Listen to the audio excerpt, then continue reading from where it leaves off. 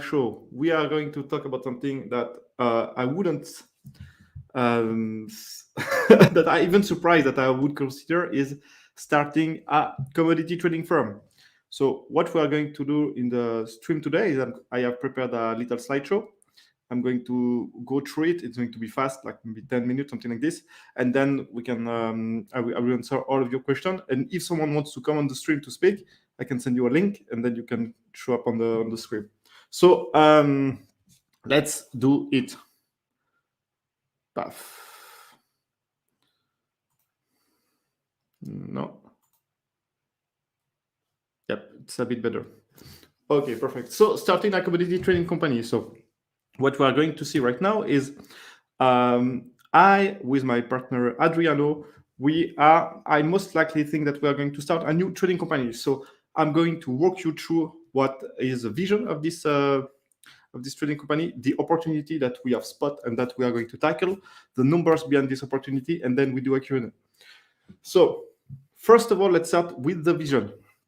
So it's really important when you want to start a business, it's to know where you want to go. Because I speak with a lot of small traders, let's say, that maybe a two-person operation and so on. And basically, they don't really know what the fuck they want. I mean, they want to make money, sure, but they don't know where they want to go. And I think this is a big mistake. So I have categorized a trading company is in five categories. So I'm going to do, I think, a YouTube video about this, but I'm going to give you the short, I'm going to give you the idea right now. So basically, it's from 1 to 5. So the first, let's say, at number 1, we have what I call a freelancer. This is basically a trader, but he works from, he's the only one working for his company. And usually those type of trader, if they are a bit senior, they work in big companies and so on, and now they just work on their own, usually they make a shitload of money because they don't have a lot of overhead. It's only him or her. And usually they work on a couple of niche trading flow that have a relatively good margin. So I've met a lot of guys that was like solo traders that makes a shit ton of money. And then, so this is a level 1. Then there is what I call the augmented trader. So this is basically a freelancer that said like, look, I need a team to handle all the volume that I can have. So basically, he's going to have like a guy for the operation, a guy for the financing, and so on, and maybe someone for the admin. And those type of small trading company, everything still is all the knowledge of the context and everything. It's all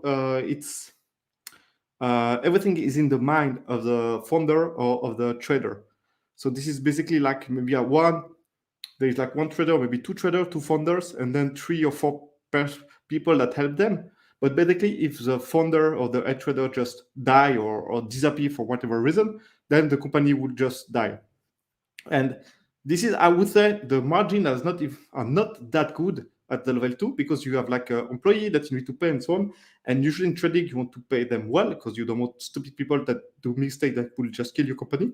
So this is, I see a lot of companies stuck in that that stage, stage number 2, where they have like people that they need to pay, but the profitability at the end of the day is not that good.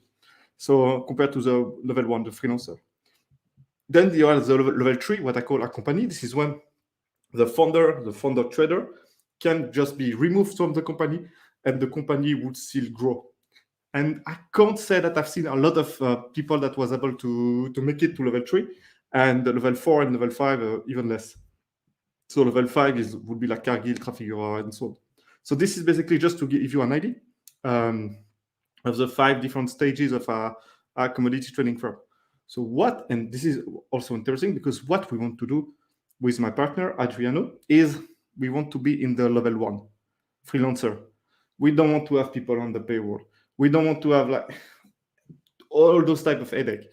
We really want to create this company to milk the opportunity as much and as hard as possible. And when the opportunity disappears for whatever reason, then we just do something else. So about the company. So there is like Adriano, which is him, and there is me.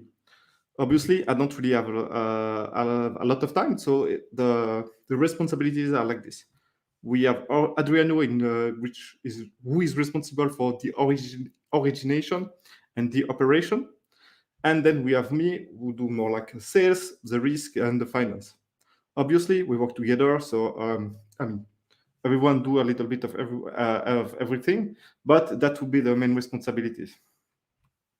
So also how we want to structure the company and how we are starting to work is like we have, as we don't want to have anyone on our payroll, we work with specific key people for each deal flow. So for instance, now we are working on a deal flow in Congo. We have someone there, one guy in Congo that knows his shit and is going to get a cut of the deal. The same for the one in Brazil, the same for the one in Congo, but another place. So basically, we want key people that get a cut of the margin, but that are not on our payroll. And this is how we want to stay lean and mean. Then the opportunity. So what we are going to focus on is tin ore, or it's also called casterite. So this is basically a very, very niche market. It's a market quite difficult. I mean, there's always a lot, as everywhere in the commodities, there is already a lot of players. But we have seen that there is all the concentration, all the people are at the same place. So that means that they buy from the same people and they don't really do what we want to do. So basically what we want to do is to go directly in the country, agglomerate. So that means that we are going to buy from a lot of different small mines, something like 1 metric ton, 2 metric ton there, 5 metric ton there, and so on. And then we agglomerated it like this to make one full lot that you can that sell internationally. And then yeah, so quite simple, but where we want to operate are in extremely remote and extremely difficult areas. So this is why there is a good margin if you want to do that. And yeah, so this is basically the business model, extremely simple, but then quite difficult to pull off. Then the edge. So one thing that is extremely important when you want to start something new is you need to have an edge. So you need to have an edge over your competition. It's like, why would you want to do that? I mean, why do you want to have all the hassle of starting a trading firm if you are like if you are like all the competition, you buy the same guy, selling at the same guy. I mean, this makes no fucking sense. So I think that we have an edge with Adriano for a few reasons. First, one origin that we are going to source is north of Brazil. And Adriano is from Brazil, he's a favela boy. So he understands how to work there. And he also has like family that we can trust with a huge amount of money. Usually when you give like to someone like $500,000 or $1 million, I mean, you need to trust him that he's not going to steal it. So this is an edge. Then I also think that Adriano is at the right level of experience and also street smart, that he can go in extremely difficult country to do the sourcing and to stay there for a few weeks to do correctly the sourcing. And I think he can do that. He has like no family and yet, so I think we still have like a few years before he said that he doesn't want to go to Congo anymore, spending weeks to do the agglomeration and the purchase. So the numbers. So basically, those are the numbers that we want to hit, or this is the idea. So if we want 1 million in gross margin a year, we need, and we are talking about 15% margin. Again, this is extremely high margin, but the reason is like we don't do trade back to back per se. We really go on the ground and we buy from extremely small supplier, agglomerate it in a warehouse, then do all the analysis and so on, and then ship it. So this is why the margins are big. And I can tell you that where we want to operate, it's not for the faint heart. So that means that if we want 1 million in gross revenue at 60% margin, this is 1 million in gross margin with 15% margin, it's 6 million in revenue. So knowing that now the price of the tin ore, and it depends, the contrasting scene between 60% or 70%, but it's roughly like $500,000 per container. So that means that we need to do 15 containers, and that we need to do 375 metric ton to hit our target. So, and to be honest, I think that we can do that in 2 to 3 years. I think this is achievable. And one of the issues is, of course, the operation, but I think the operation, we can nail them down quite quickly, but it's going to be the funding, because obviously, if you want to do 15 containers, let's say it's 1 container per month, you need to have enough money to ship one a month. So this is quite, we need quite a lot of funding. But I think that after a couple of successful one, getting funding is not going to be that difficult for us. That's it. So I told you that was going to be quick, but that's basically much it. So what we are going to trade is mostly tenor. Of course, we have other flow, but I'm not going to speak about it because it makes not really sense now. But it's it's going to be tenor. So we are going to do the origination where we need to, and by origination is Adriano mostly is going to go there with 500,000 and then buy left and right a small parcel to agglomerate one and then ship it. There is a lot of risk in doing so, especially that at the beginning we are not going to hedge because it wouldn't make sense. So if the market tank, then we get a hit. There is a lot of risk, but I still think that we can pull it off. So yeah, that's it. So guys, now if you have any question and so on about my project or any other question, then feel free to ask. Here we go. Bim. Okay, let's do it. Where are you going to set up the company? So that's a good question. So we are going to do it in Dubai, because we don't have 10 million to put as equity in the company. So basically, London and Switzerland it's off. We will have maybe not London, but Switzerland, it's impossible to have banks that support you. And Dubai, it's okay.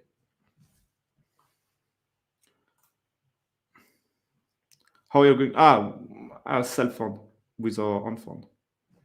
Yeah, you need to have a little bit of money if you want to start a company. Could you describe your approach to forecasting pricing? Okay, okay. So as you can understand, is for the pricing, we don't really care because we are going to buy and sell. And it's not true. We don't. This is not true. It's not just forecasting the pricing. We don't really care about forecasting the pricing per se. What we want to know is the volatility. If this is an extremely volatile moment, maybe we just don't want to trade because we don't want to get burned. But basically, what we are going to do is we're going to collect from small supplier all around. And when we start buying to when we are going to sell, it's going to take maybe 2 weeks to a month to let's say a month. So we can get hit by the price if we start buying at the beginning of the month, and at the end of the month the prices decrease sharply. Then we sell and then we get fucked. So that's an issue that we are willing to take. So this is basically what we are going to do is we are going to be fast to avoid that, but at the beginning, we can't really do any other way, because hedging, you need to understand, if you want to hedge, you need a lot of money, because again, to open an account at the REMI and so on, you need a lot of money. You need to put a lot of money to hedge. So we don't have enough fund to do that. And operational risk management, I don't know what you said, but I will see that we not do mistake operationally, but I don't. If there's don't get your question. Here we go. Okay, you're buying X work DRC and selling. So that's basic. That would be the idea. But I don't think that we can. At the beginning, we're going to sell to another trader that then sell to Thailand and Malaysia. Because we cannot really finance 45, 60 days on the sea. If we want to do another deal, so we'd rather take a margin, and then have enough money to do another deal. But ultimately, this is exactly what we are going to see. Maybe in year 2 or 3, when we can get funders for the shipping part. And also, I'm going to most probably, I'm going to move to Malaysia for a while next summer. So all the biggest tin buyers are in Malaysia. So I don't really consider it as an edge, but it's always better if I can go and say hi. How do we finance the operation? Yeah, self-finance at the beginning, and then we are going to find financier to finance it. So basically, it's going to be a CTF fund, commodity trade finance fund. Yes, mostly.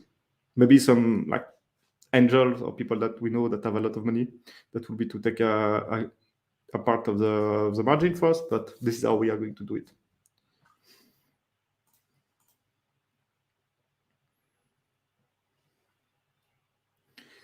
Yeah, no, Michael. So the problem is like we need. I mean, okay, two things. I'm not really coming from this world, the energy world, even though I worked at TOTSA, now it's called Total Energy. I mean, this is not really a word that I know. And then I also think that we need a lot of money to make those trades happen. Or if you don't have a lot of money, you need to. I mean, it's tough. It's tough. And honestly, I don't think that as I still have a day job and I still run a lot of shit, I can't spend my time too much of my time on finding a buyer, finding a sellers, and so on. So no oil and gas.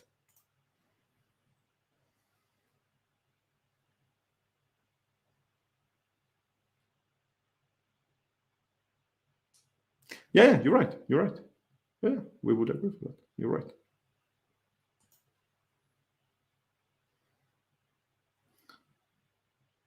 Yeah, man, Leon, we don't. I mean, once you are there, I mean, you have. Basically, we work like that. We for each origin, we have someone from from the area that we can hit up, and then when Adriano or I go there, I mean, he's going to get us to see all the miners, all the miners, all the artisanal miners, and so on.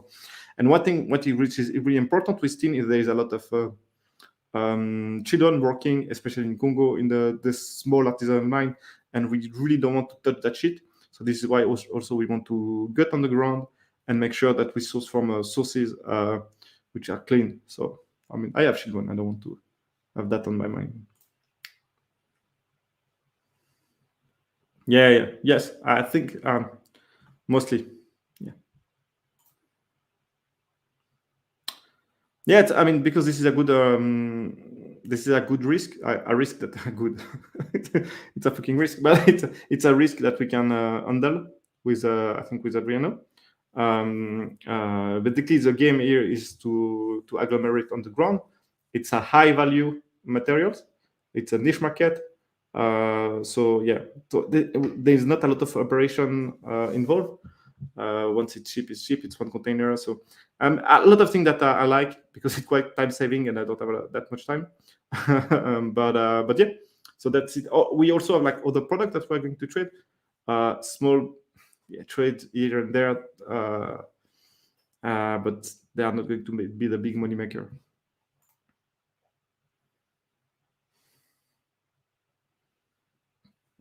Yes, okay, Dylan. Yeah, we are going to go there. That's it. There's like no other way around. So yeah, local government and interference.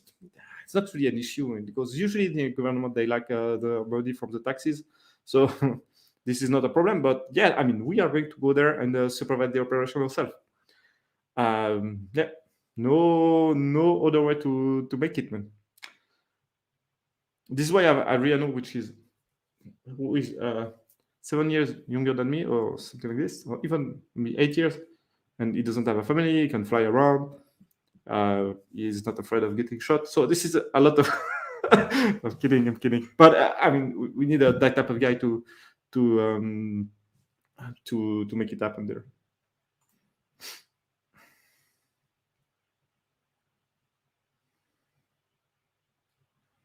Yeah, exactly. We are going to stay there, but we are not going to stay 1 year. This is as I said, we have already people on the ground that will prepare, let's say, the deal, prepare the work, that will give us all the connection and so on. And then this is us to come to buy the right people, to make sure that everything is done correctly with the insurance, with the subcontractor that we use for the storage. We don't want to use like shitty store, shitty operator for the. We need to make sure everything is insured and so on. I mean, a lot of things that local people don't do, but because for a lot of reason, because it's complicated mostly, and we want to be operationally sound. And from working in a brokerage house with soybean. Hello, Lucas.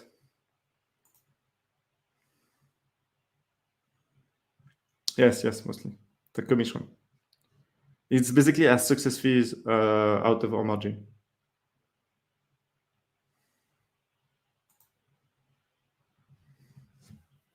Actually, there's only one role needed, which is the trader. That's like not there. I mean, it's not that much complicated.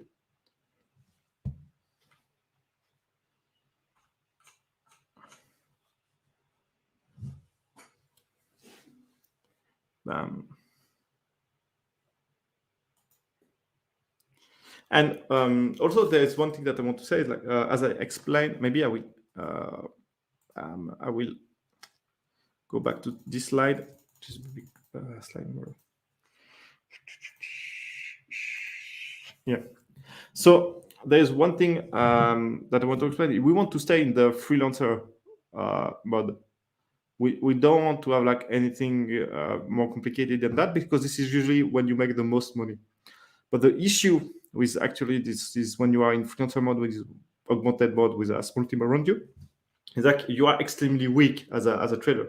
Maybe you have 1, 2, 3 flows that works, but then if there's like a geopolitical event or like a bigger, I don't know, maybe like in case of the tin, there's like a big mine, a tin mine that someone is developing, and then just destroy your sourcing because you can source it way better than you. I mean, you are weak. It's difficult to make a long. It's difficult to have like a position that you can defend against the competition. If anything happens, like on the geopolitical risk or anything like this. So this is why this is what I said to Adriano. I mean, as long as it works, then we are going to milk it as much as possible, and maybe in 5 years going to be gone for whatever reason, and then that's it. So this is why, because it's very difficult to make out of a trading company an asset like we have if you are able to make it in group 3, 4, and 5. An asset that you can sell or an asset that makes you money without you, it's extremely difficult. So this is not the game. This is not the game plan. The game plan is to make as much money as possible as a cash flowing business.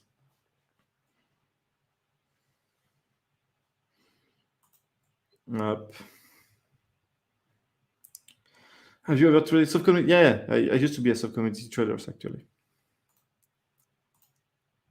Renata, so Renata, this is actually my wife. So, and maybe she wants me to slow down. No.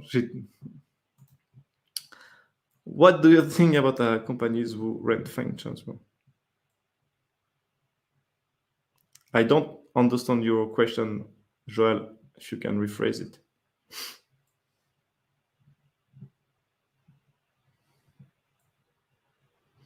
No, this is a good question, Eric. I think there is like a sweet point. Look, if we can make like a million gross margin, and we are 2 people in the company, I mean, this is good money. So, why would we want to go? I mean, the problem is the operationally, it's if you want to grow, if you want to do different commodities, if you want to do different commodities and so on, then it's going to be operationally more heavy, and there's a lot of risk that you take when you do that, which is quite complicated. Because look at this. So think about it. You have you are a trader. Okay, you have your own company. There's like maybe 1 people that do the operation for you, 1 people that do the finance, whatever. So you are 3 people. Then you say, look, I have like a new, I have access to a lot of capital, so I want to expand my my trading operation. So what you're going to do is you are going to hire whatever like new traders. And this is going to be extremely complicated to do. A lot of people fail to do that, because when you get new traders on the ground, and when you are a small company, you would rely a lot on those new traders, and so to make money. So, and the issue is that you, as a business owner, you have the context and you know the risk. You completely understand the risk that you are taking, or maybe mostly. But then when you hire someone to take risk for yourself, a lot of people in a small, a lot of founder in small commodity trading company, they can't do that. They hate it. So what they do is like they put like one risk guy behind each traders, and then they put like extremely tight rules so the traders don't take too much risk. But if the traders don't take too much risk, then it can't make money and so on. So it's very, very difficult for a type of solo founder trader to scale, because he can't trust, or it's very difficult to make a system where you can let other people take the risk instead of you, because at the end of that, this is your fucking money. So yeah, it's tough. But yeah, expanding to other communities that can be sourced in the same country of origin, this is maybe a way.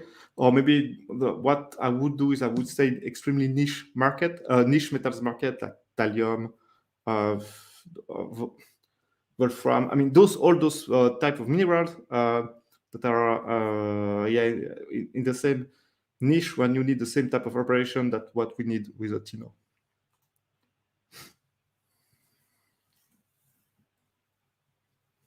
Yeah, it has already started. I mean, a lot of guys are moving to. So for people that don't know, Geneva is I think this is a place where most of the crude oil out of Russia is traded before the war, and now all the team are moving to Dubai. So yeah, this is not good for Geneva, no, for sure not. But the issue is not even the war. The problem is really the bank. So now there's like no more small traders in, or you cannot really find a lot of small traders in the Geneva or in Switzerland. Everyone is moving to Dubai, and this is quite bad for the hub in the world.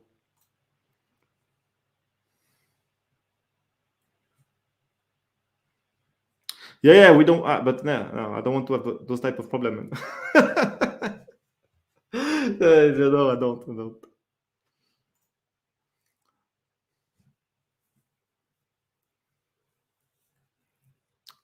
Okay, so basically, this is okay. What he's saying is, what do I think about the companies that finance your deal against a fees or something like this? So I think this is completely legit, because this is I'm in that business, so a finance trader. So yeah, I think it's not that bad, man. Yeah. So yes, we check. I mean, okay. So the opportunity. I mean, the teen opportunity came completely by chance, and usually there's. I mean, as you can see, I'm the only guy on YouTube that speak about commodities. So like every day, I have like someone that wants to make a business with me. Like, oh, let's make business together. And I'm like, sure. If you need me, it means that it's already bad for you. But anyway, so yeah, but this teen opportunity came because Adriano's cousin in Brazil knew the guy that was doing that. So I was like, okay, so this is some family business. So let's have a look. And then I've seen the margin, and then we had like other teen opportunity that pop up like completely by chance around the world, and was like, okay, look, this is maybe the universe is telling me something. We need to look at this thing, and the margin were good, and this is a type of risk that we can handle with Adriano. So I think yeah, that's basically how it came. But usually it's difficult to make a good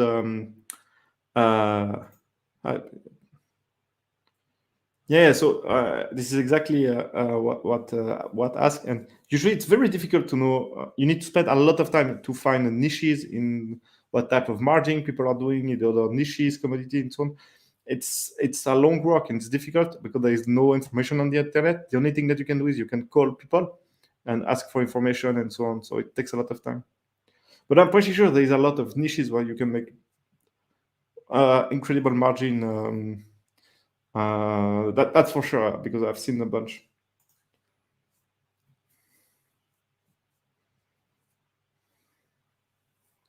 Yeah, Jude. I mean, if you are in South Africa, you know the off-takers. I mean, there is like maybe 10 of them, 10 serious one. And if you don't deal with one of those 10, then you need to deal with maybe more shitty one. But people that buy like minerals like ferrochrome. Yeah, I mean, I mean, you know them.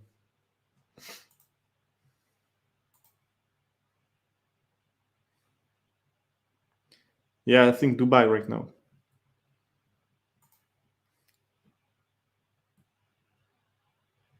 No. So this is another business. Okay, so where, okay, also, but this is also a kind of the problem is the business model. As I explained, I think a trading company, a small trading company, can make a lot of money, a lot of cash flow if you can set it up well. But I don't think this is a good business that you can let it run. And this is what I'm doing with the mine that finance and that we buy and so on. Is to have like I'll do that because I want to have like two type of business model. One with trading, let's say it's going to few cash flow, and then another one with buying mine and so on. This is way more long term, and this is more like an asset that you can resell and so on. So something that you can't do with a trading company. So this is two different mindset behind that. But if there is like crossover possibilities. Yeah, man. I think there's a three main book. Yeah, Word for Sale. Hold on a second. I think.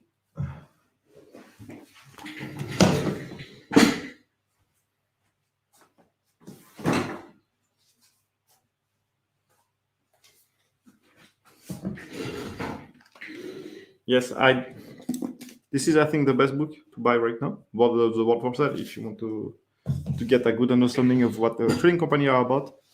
The one King of the Oil by about market is also cool. Yeah, we'll start like that.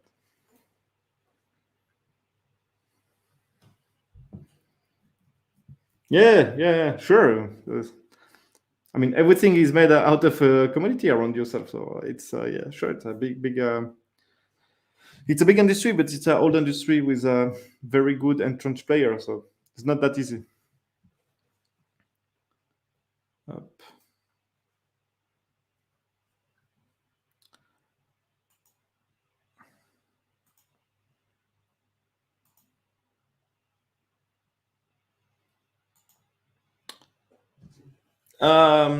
Yes, what we are doing right now is we are looking at the origin out of Brazil. We have like a call with a guy from Niger or Nigeria, I don't remember.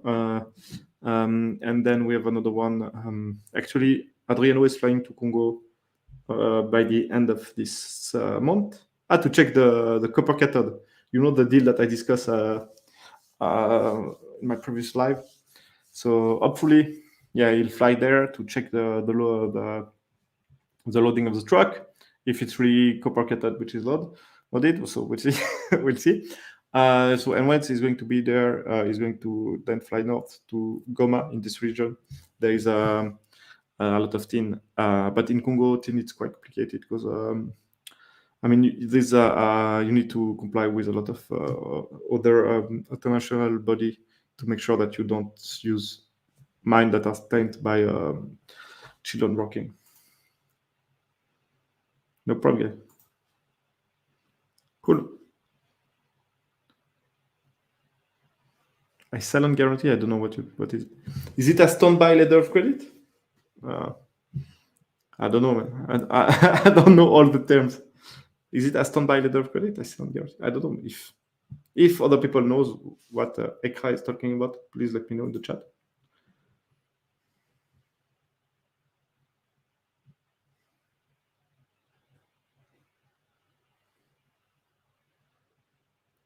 Yeah, it's quite it's quite common. And usually we are going where there's already a lot of guys that do that exactly what we want to do. But the problem is that when you need to trust someone with $500,000, $1 million, it's difficult. So this is why usually it's a small trading firm that are maybe family business or something like this, because they can trust each other with the money. Because but yeah, and also like look, and it's very difficult to have like an employee that do that for you, because are you going to trust him with that amount of money and so on? This not that easy. Yeah, I think now the chance is 70%. Exactly. This is a copper cathode deal. So if you haven't followed the last live, this is one deal. But you see, it takes time. We are still talking about it. Everything is signed. Everything is done. We have put in place the escrow. We've done everything.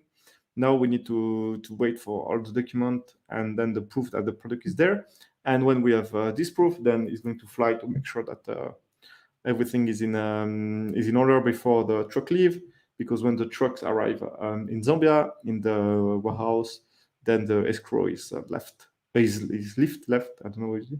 And then we lose the money if this is not what we've been told. So we'll see. We'll see. So now I think 70% chance that it works. Oui, une garantie silencieuse, yeah, silent guarantee, but I still don't know what is it, what type of instrument is it.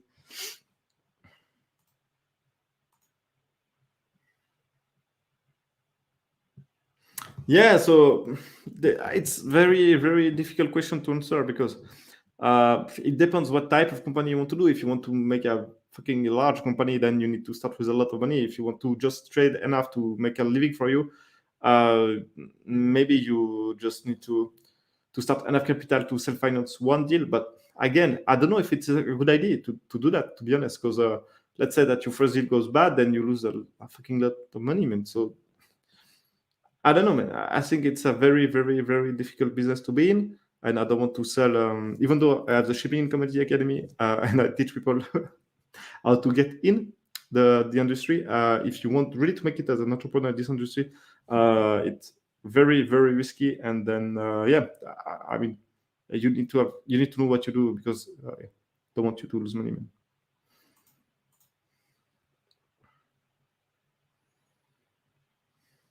Yes, exactly. And then also the thing is, for the export license, there's a lot of way to get it, to export it. Even though we bought the good there, there's a lot of ways to you can use a company to get the export license. So you can set up a company yourself. Maybe this is what we are going to do to get an export license. There's a lot, and then this is why we have local partners. And usually the local partners, I mean, I drill them like a pig. I want to make sure that they are fucking good, that they know what they are talking about. So usually this is local partner that worked in for a big firm before that, or for whatever reason they have a good understanding of how the business is done there. So this is not like a guy that doesn't know his stuff.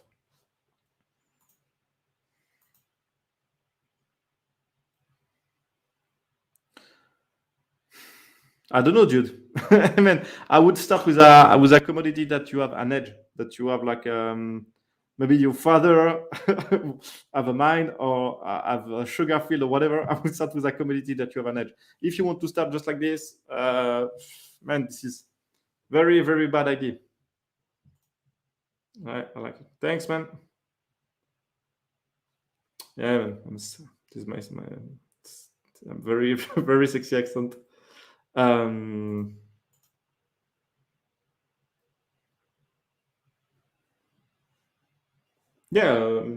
Start with a book, but I don't. And if you want to, and if you read the book and you love this fucking industry, then take my course. Yeah, I think there is a link below this video, by the way. No, we don't. I mean, we don't do hedging. This is for pussies. Yes, we should. But again, it's a question of cash flow. It's setting up a LME account, hedging LME account. You need to put a lot of cash aside. And also at the beginning, we are okay with the market risk. But yeah, I mean, if we want to develop our activities one way or another, we would need to hedge.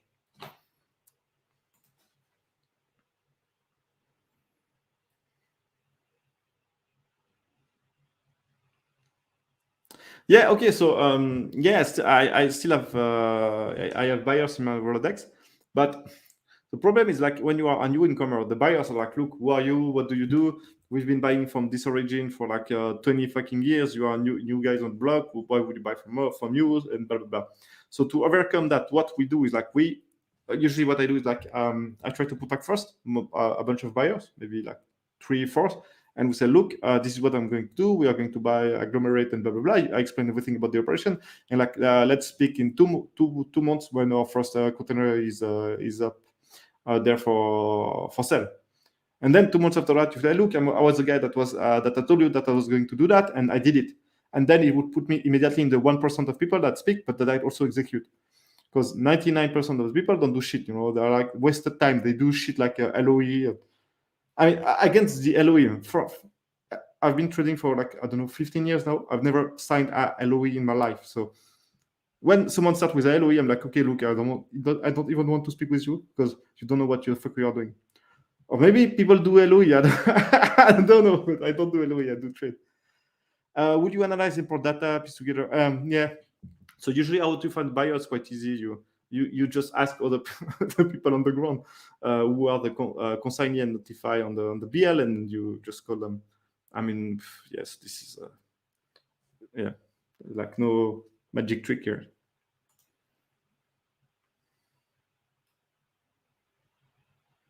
Yeah, is it just the stuff that you do with cement or something like this?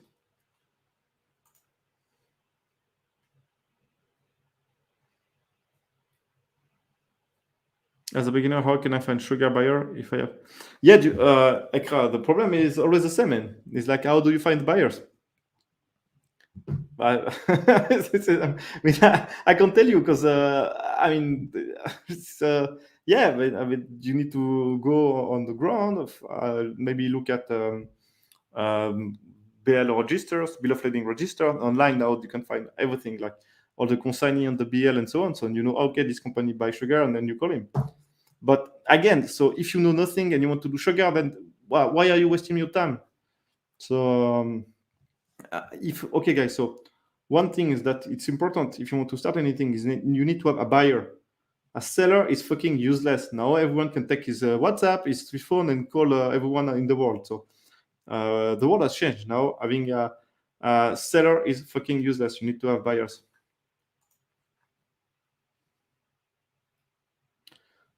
To help with the legal.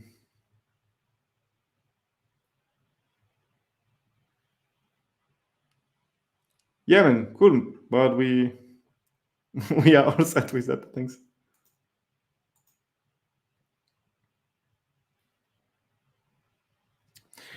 Yes, man. I don't know. I don't know what is going on with this LinkedIn shit. I started to trade before LinkedIn, and now, man, everyone is poking me on LinkedIn and telling me like, "Oh, I have a buyer, a guy that wants 10,000 metric ton of sugar."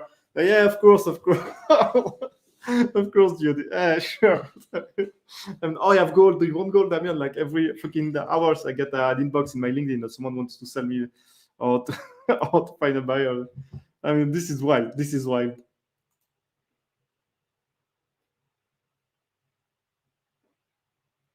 This is a good. The thing is, like, okay, with tin, the edge that we have is in Brazil because Adriano's family and so on. So this is why we started with tin, because as you said, the operation looked like exactly the other metals like coltan, cobalt. Cobalt is different actually, but coltan, wolfram, the other like small niche metals. Tin looks like that a lot, but it's easier. Okay, realistically speaking, we could do other metals, but what I said to Adriano is like you need to focus. You need to focus because then if you have like one buyer, let's say like the big smelters in Thailand or in Malaysia, or even like a big traders, like look, if you can source from 2 to 3 different origin, or at least you know the prices, you know the people in 2 or 3 different origin, that you know exactly what is the market price and so on. And you can do that for all the other metals. I mean, it's only 2 of us. I mean, we can't like just call people to ask information about the market.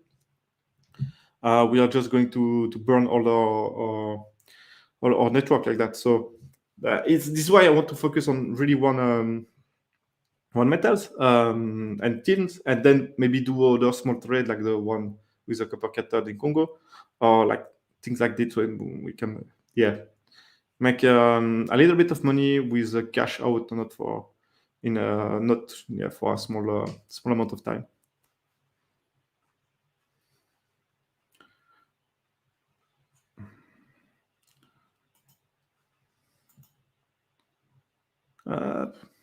So I'm checking it. And what do you think about my my slides? You know, I found like I try to make like a really nice slide with a lot of small icons and so on. So yeah. Anything else, guys? I'm just going to wait like 2-3 minutes to see if there's like more questions to pop, or if there is like someone that want to come and chat also. It's possible. I still have time. And if not, I will let you know. I will say bye bye.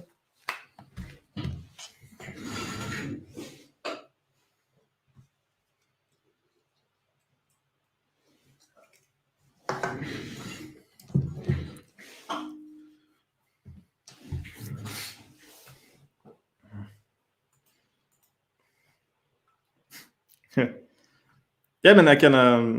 I will.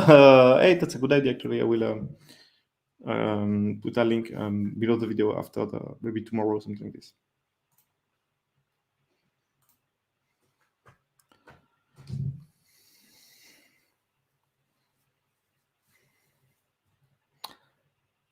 Grain, I don't know, man. Usually, this is a seller that store the grain at the port, but there's a lot of permutation. It's difficult to give.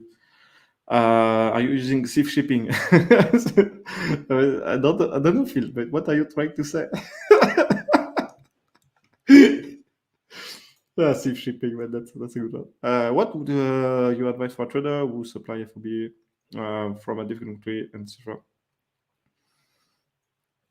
Yeah, man, this is tough. This is a tough. I mean, everyone is the same situation as you. So, yeah, you need to get finance.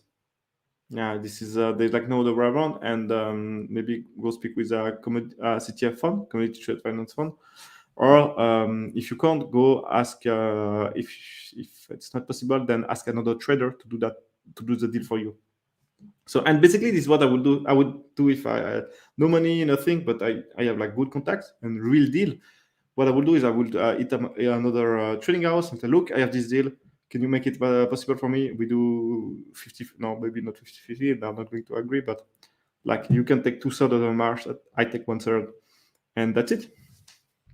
So have another trading house carry your trade.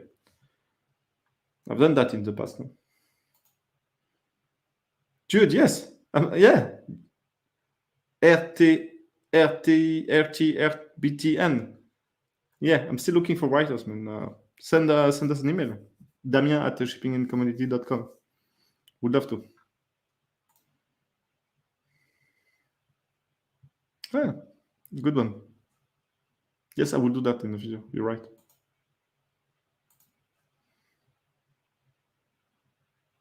Yeah, man. I mean, my wife is from Brazil. I know a little bit the country, man. But I don't know who makes money in Brazil, to be honest. Yeah.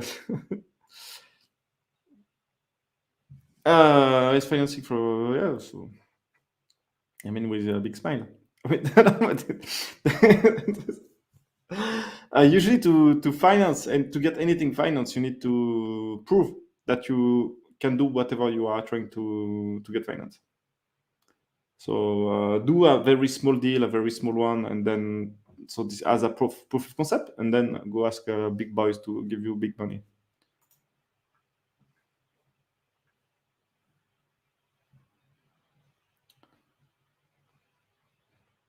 No, not that I'm aware of. Yes, there is like one international body called ETX. I don't remember.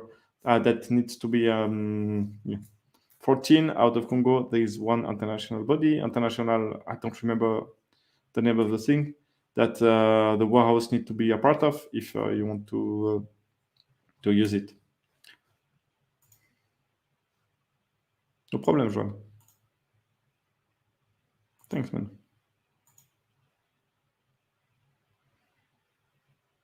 Yeah, try to be cool.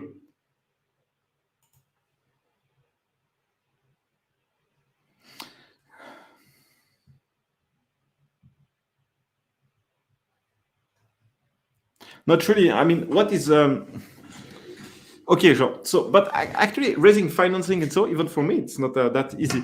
But the thing is, like, I've been doing like my whole life, so I know how it works. So when I ask for financing and so on, people, I mean, knows that I know what I'm talking about, and this is a big plus. But there's a lot of people, they know nothing, they don't do trade, they have no money, they know maybe one guy which is a friend of that could be a supplier, and they think that they are going to make it with that. I'm like, dude, this is not enough. I mean, but yeah, no, I don't have like a top template or something like this. No, you just need to make friends with other traders. Try to have someone warm intro, someone that can introduce you. It's way easier like that, and pitch them your idea. And if you find another traders, they are going to grill you on the risk and everything. They are going to ask you a lot of questions, and you'll see this is going to be like a good also a good exercise to see if you have thought at everything. Is it possible to estimate between government to government? Yeah, I'm sure. I'm sure it's possible, but I'm not sure again that I understand your question. To intermediate, what does it mean? You know, man, there's like traders that buy from government owned stuff and sell to other government owned stuff. So maybe if this is what you're trying to say.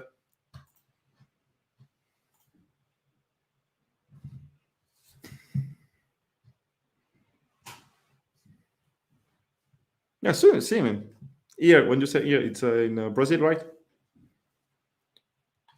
So if you can get like international fund and local bank to finance, I mean, this is already great. But usually, it's very difficult to get a local bank to finance anything. But I've seen some people that get like international that get financed by what is the name of this this international bank for ads. I don't remember like, anyway. But I've seen weird stuff like governmental bodies that finance deal and something like this, like private deals.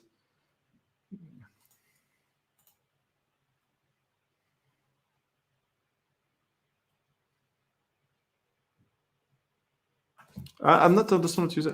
We are going to sell fund, yeah, with our own fund, but we are doing and my money. And then if we need more money, we are going to check other people that have money, like angels, yeah, investor, you could say. But it's not really, they are not going to get a part of our business. I mean, having equity in a trading house is fucking useless, guy, especially a small one. So no, but we can give them a yield on their money or a part of the profit. And then when we have like real operation and it's been working for a year or so, then we can see CTF fund if we can get finance.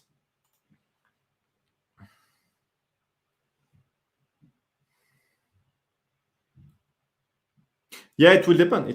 But usually, yeah, they are going to do their operation because they are going to take the risk. So they are going to do the operation, and yeah, you are going to get a cut like a broker. But yeah, this is what I would. This is definitely what I would do. Because if you are in relation with the buyer and the sellers, and then the trading hours just carry your trade. I mean, at the end of the day, you are the point of contact, which is what is the most important.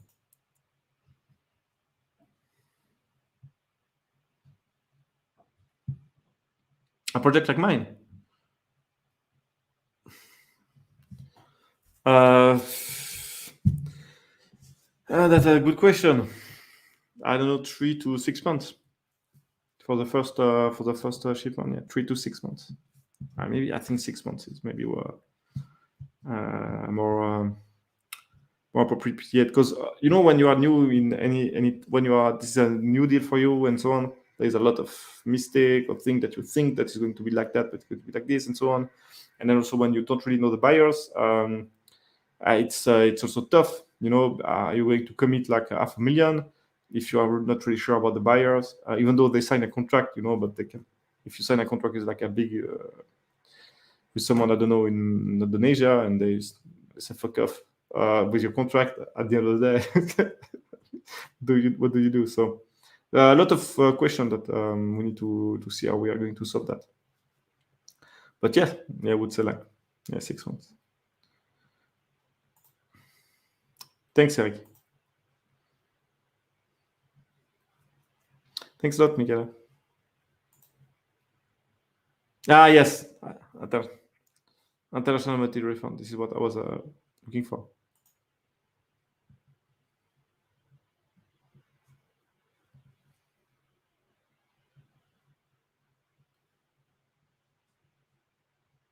Yeah, it's definitely possible. I mean, this is yes, and also that you can easily do a lot of millions in commodity as long as you can get finance. It's you can quite, I mean, big numbers, because at the end of the day, margin is what is important.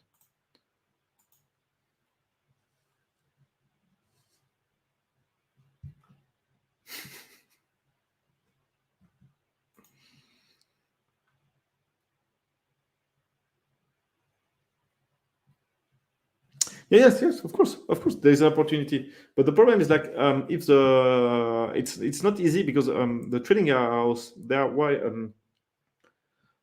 you need to find the right one. Like maybe because why why aren't they already there at the origin that you, let's say that you, I don't know, you source out of Chile, or I don't know, Venezuela or something like this. Why why is the trading house not sourcing from that origin? And why do they need you? It's if you have a good why, a good answer to that question, then yeah, it's possible. But yeah. I think this is what I would do. I would, because at the end of the day, you need to have experience, guy. So try to get this experience with another trading house. Okay, it's been 1 hour. So if you have any other question, guys, anything else about anything about life, you can ask. I'm still here for 5 minutes. Okay.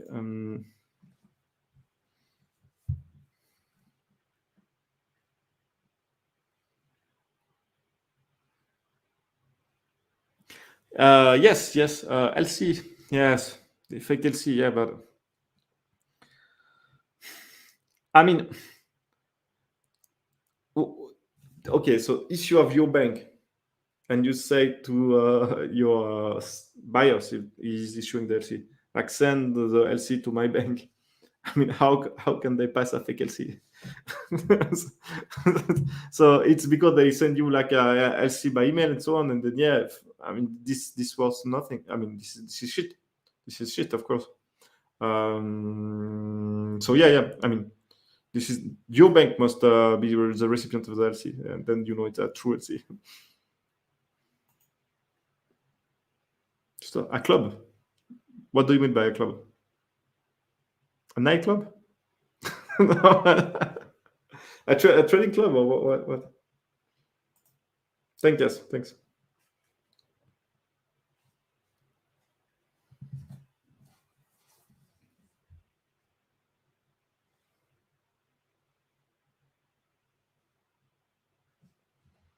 Okay, guys. So that's it for me tonight. Check in the description below. I think I put a link to a PDF that I did a few years ago about five things to break into commodity trading. Yep. So just check it if you want to. Yes, I'm tired. Hello, everyone. Guys. Ciao.